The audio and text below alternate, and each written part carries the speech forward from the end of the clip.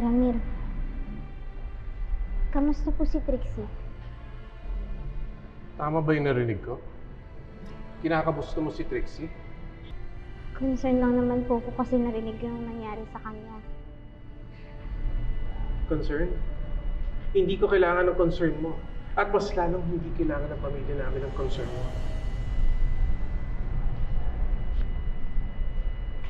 Dahil sa'yo, Lilet. Dahil sa'yo nasira ang buhay ni Trixie. Dahil sa'yo at mga demonyo mong amos. Muntik na mawala si Trixie. Nagsisisi akong minahal kita.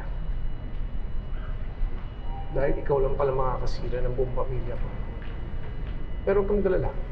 Sa araw na to, simula ngayon, kakalimutan ko anak kita. Di ba yan naman ang gusto mo, di ba? Di ba? Wala na yung Lilet na dati kong kilala. Kung pipiliin mong panigan yung mga taong lumalapas tangan kay Trixie, kung ayaw mo na sa amin, mas lalong ayaw namin sa'yo. Nagsisisi ako, kinupok pa namin. Sana hindi na lang ako ang tatay mo. Hindi ka anak ko. Dahil ikaw ang pinakamalaking pagkakamali sa buong buhay ko.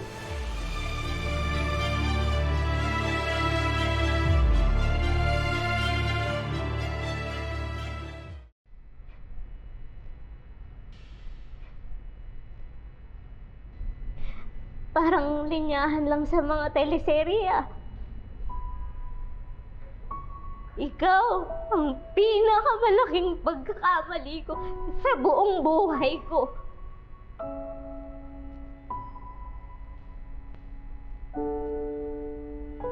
Alam mo, sasta mo yan sa mga pinapanigan mong tao.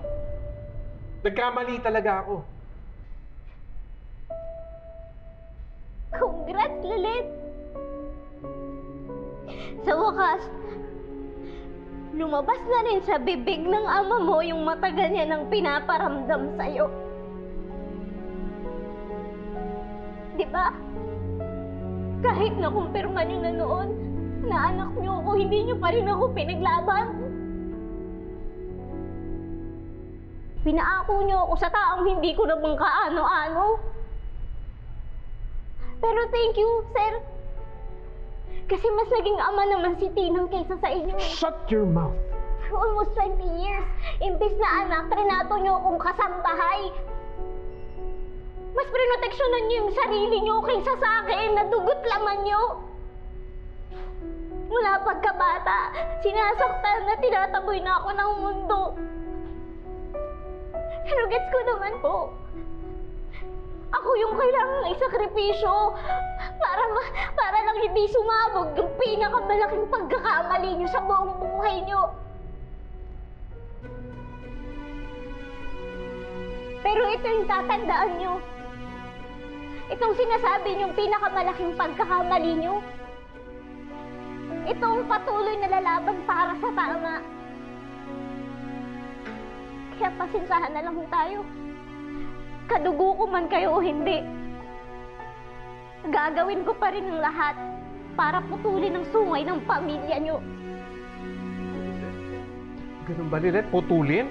Pwes simula pa lang. Ngayon pa lang! Pinuputol ko na ang ugnayan natin sa isa't isa. Hindi na tayo pamilya. Hindi na kita anak.